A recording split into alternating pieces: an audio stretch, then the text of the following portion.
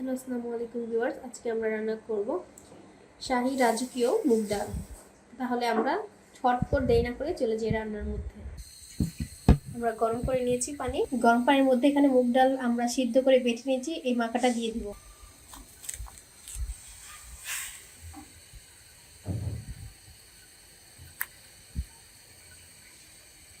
এখন দিয়ে দিচ্ছি পেঁয়াজ, মরিচ, 4 পিস মরিচ, তেজপাতা, সামান্য একটু স্বাদ মতো লবণ।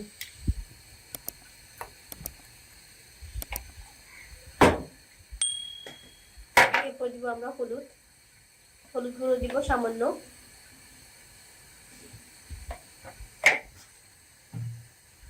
এখন দিব লাল মরিচের গুঁড়ো সামান্য।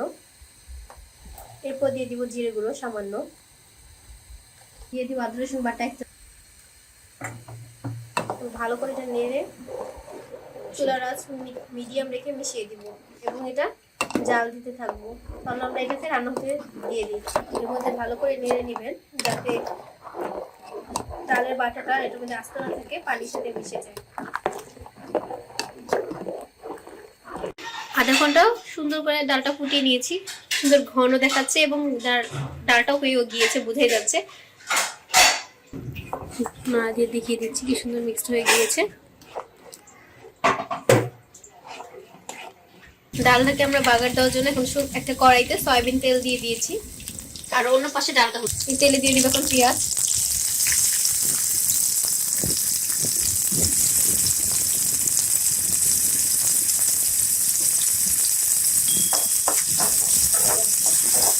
ব্রাউন কালার করে ভেজে নেব পেঁয়াজটা।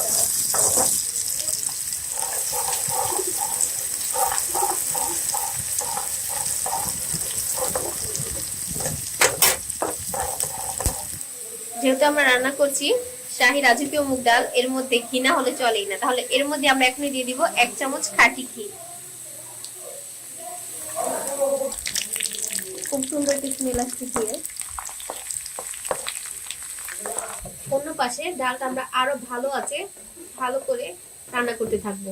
পেঁয়াজটা ব্রাউন কালার হয়ে এসেছে, এখন এটা আমরা ডালের মধ্যে ছেড়ে দিব। এর মধ্যে দিয়ে দিব ডাল।